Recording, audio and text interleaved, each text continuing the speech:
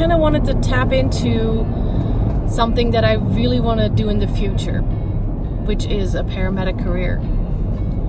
And people may go, why in the heck would you want to be a paramedic? Well, there's different reasons. I can actually start with my interest in the human body, because when I was little, I always found the human body fascinating, very fascinating. When we would get sick, like how come and how do you get better? But also, my father was a firefighter. He started being a volunteer firefighter at the age of 16. And he had to stop doing that, unfortunately. Although, unfortunately and fortunately, because you need to, work with the mask and everything else, and he couldn't do that because he has some slight asthma problems. Yeah, you kind of have to be able to breathe, right? So he had to stop doing that, and he went back to school and ended up working for the Air Force as a meteorologist, which he absolutely loved. So, but my father was always the go-to man when it came to first aid. He was always the guy. If you had a wound, if you had a problem, you go to my dad. And he has always been the calm in the storm kind of thing. You kind of have to be, being a firefighter. Growing up, I was never really deterred by the sight of blood. I was always into this book that we had at home that had different like illnesses and things like that in it. It was more like, your common flu.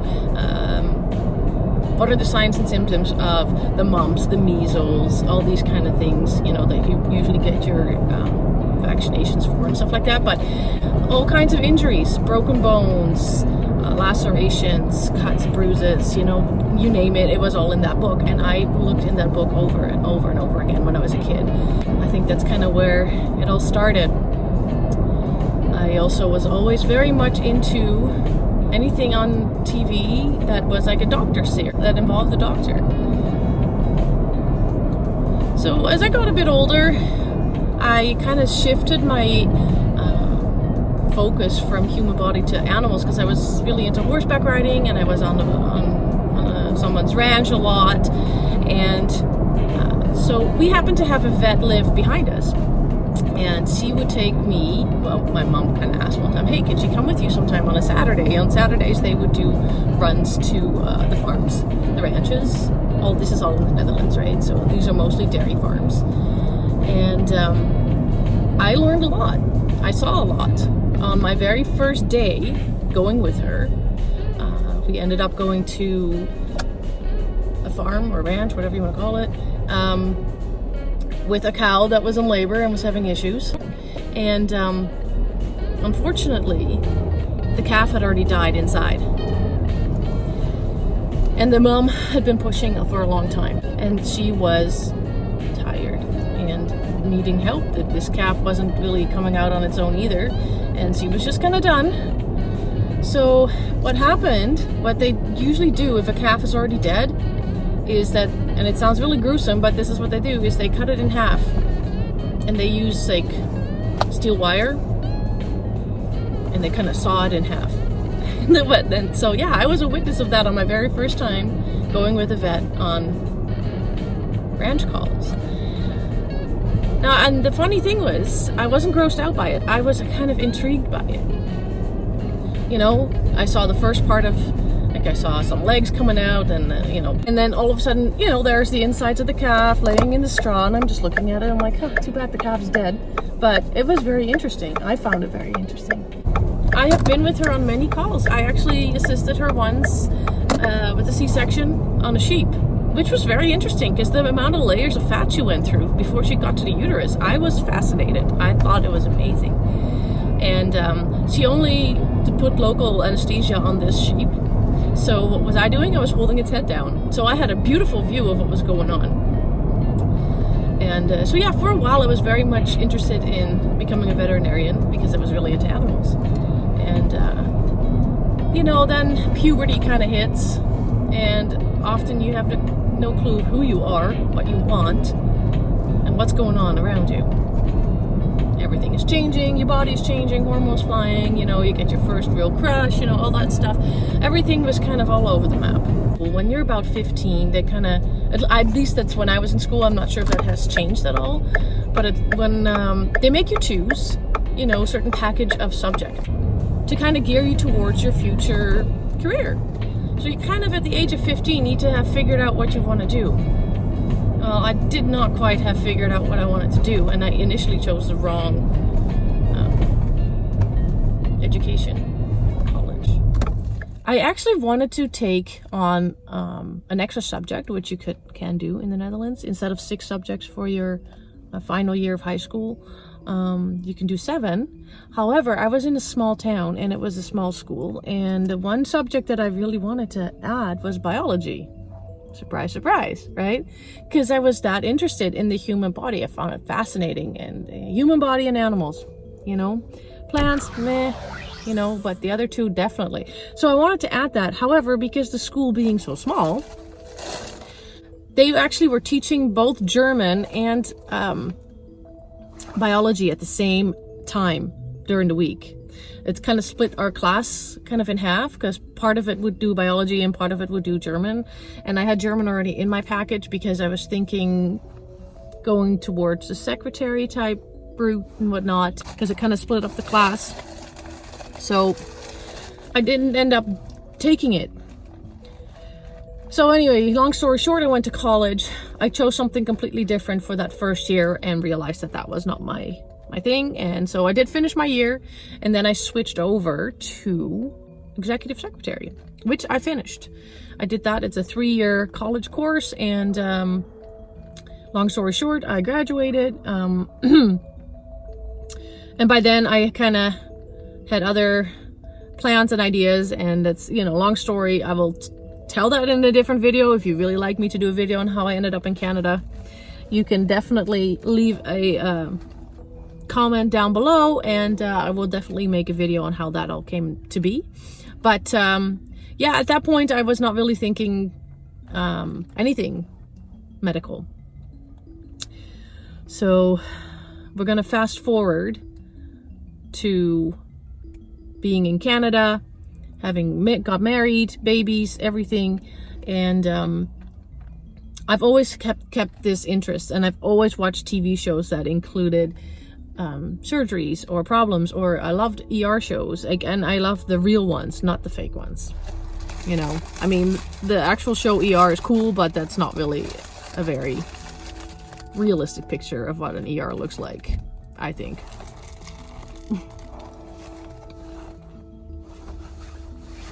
Now, my sister-in-law is an RN, so that was interesting too. I could ask her all kinds of questions, and I have over the time. She's pretty cool, and she doesn't mind explaining things in great detail. And so sometimes I'd be like, tell me everything. I realized I was always comfortable in a hospital setting. I have been in situations that could have been very traumatic and chaotic, and remained calm. And over the years, I just realized that I'm pretty good when it comes to emergency situations. I don't really freak out. I tend to ask the right questions, go into certain mode, and I came to the realization that I should have chosen a medical career. That's a very long story put in a very small little nutshell. I can give you a few situations that I have been in that required emergency medical intervention, in which I've remained very calm. Not necessarily just medical, but just emergency situations. So there was a time where I was in the backyard of this apartment building that I lived at the time with one of my friends, and her name shall remain anonymous. But unfortunately, she's highly allergic to bees and wasp stings, and when she gets bit by a mosquito, she needs to take Benadryl. Like, she is really allergic. Always carries an EpiPen with her. And well, we were out there chatting, doing whatever. I think I was just about to go back inside. I don't know what the deal was, but all of a sudden she just goes, "Miriam, can you check my neck?" have I been stung by a wasp or a bee? And lo and behold, I did see a little puncture hole and, you know, redness. And I'm like, yep, looks like you did. So do you want me to call 911? She goes, yes, please. And one of my other friends who was there just ran inside the apartment building into her apartment to grab her EpiPen. And it did not take long before she went into full-on anaphylactic shock. And yeah, there was just a lot of quick actions. The one neighbor in that building ran for her EpiPen, ran back out. She was able, my friend was able, who was having the anaphylactic shock, to administer the EpiPen to herself. But yeah, she was not in a very good state, obviously. And now I'm talking to 911, and I just remain calm. I don't freak out. I just don't. And I'm like, look at her body convulsing on the grass. Like, and I mean, yes, of course I realize that if she does not get the medical help fast, that this could end up really bad. But knowing that the EpiPen was administered and that they were on their way basically eased my mind. But the dispatcher asked her, is she breathing? But I was standing a bit of a distance because she was having some sort of convulsion thing going on. I'm like, one thing I know is if someone goes into some sort of seizure, just give them space, because you don't want to get hurt and you don't want them to hurt themselves more by being in the way either. So I couldn't see. And there was one other neighbor out there. And I asked her, I said, can you check if she's breathing? Well, here was the difference between how she handled the situation and how I handled the situation. This is kind of how I tell the story, and we laugh about it now, but she kind of did this funny looking rain dance almost around her. I don't know. How do I check? And I'm trying to calmly explain to her, check her chest. Is it going up and down? Put your hand like by her nose and mouth. Is there any air coming out? You know, is she turning blue? Like, and she was just freaking out. I'm running circles around her. And, we laugh about it now. I mean, we're still friends, but there's the main difference. I'm like, okay, you know, she just totally went into panic mode, did not know what to do, and was totally, you know, taken back by what happened. Well, I stayed fairly calm and dealt with it. And I don't want to just like pat myself on the shoulder too much. That's just how I respond. That's how I react. Anyway, long story short, paramedics showed up. I flagged them in, showed them where she was, and I went with her to the hospital. I was quite excited because I got to sit in the front of the ambulance. Well, by then I already knew that this is something I wanted to look into in the future to see if I wanted to become a paramedic. So I was like a kid in a candy shop. I was tickled pink. I sat like sitting in the front of the ambulance. Now my friend in the back, not doing that great. So I resisted the urge to ask one of the paramedics, what does this button do? What does this button do? What does that button do? Where's the siren? You know? So for the sake of my friend, I didn't. But my eyes were like big as saucers. I'm like, oh, look at all this. Look at all this. Like, look at all these things. I wonder what they mean. I wonder what they do. I wanted to know it all. But I you know, I wanted to be a good friend to my friend. So I didn't say anything. I just looked and I didn't ask. Stayed with her in the hospital for about 3 hours because they monitor you, because you can relapse back into anaphylactic shock. Okay, just so you know, for future reference, if you have somebody who is going into anaphylactic shock, they need to go to the hospital. They need to be monitored because they can go back into it. Okay, anyway, she later told me, she said, you were the best person to have there. She said, you were so calm, you were cracking jokes, you were making the situation light, you weren't freaking out. So that really helped me. And I really took that as a really big compliment. And I freaked out later that day. This happened in the afternoon, and we were all back home early evening or even before dinner-ish. I don't remember exactly. And when I went to bed around 11 or so that night, that's when all of a sudden it hit me and it sank in what had happened. And I'm like, oh my God, I could have lost my friend today. That's when all of a sudden I got that, but I don't get it in the situation itself, which is good. So that's just one example. So another situation that I remember is when I worked at Tim Hortons, and I was actually taking drive-through orders, and I heard this big thunk, and I heard things falling, and everybody's like, what was that? And there was this older gentleman that had just picked up his order on the side of the counter and passed out and hit his head on the way down. So he was bleeding from his head and he was like totally unconscious. And the funny thing is that some people were like, oh my God, oh my God. Other people jumped right into action. Technically, I'm still supposed to be taking orders at drive-thru, but I kind of jumped over to the side there and asked some questions. I'm like, hey, is the person breathing? Is there a pulse? I kind of looked at the manager on duty. I'm like, what do we have for first aid? Do we have an oxygen mask? Because apparently he was breathing very sporadically or not at all. There were a couple of bystanders there that started CPR on him. Apparently he had either no heartbeat or a very faint one. They called an ambulance, obviously, and they did show up, and they pulled out the defibrillator and tried, and I was very intrigued because, again, I'm like, oh, you know, like, I mean, I felt sad for the guy, but at that point there was nothing else that I could do for him. But I was really interested into what they were doing to him. You know, how the defibrillator is like, advise, shock, you know. I'm like, oh, okay, neat. In the meantime, I completely forgot about my actual job at the time. So eventually I went back to, you know, taking orders and all that. But for a while I was very engaged into what was going on, and I was just asking questions, you know. Do you have oxygen? Okay. How bad is he bleeding? Like, you know, stuff like that. Just the main simple questions. Is he breathing? Is there a pulse? You know, blah, blah, blah. And long story short, this gentleman was, they got his heart rate back. They took him to hospital, and I think either in hospital or en route, they lost it again. Well, not they lost it again. I mean, it sounds terrible, as if it's their fault, and it's not. But this poor gentleman did not make it.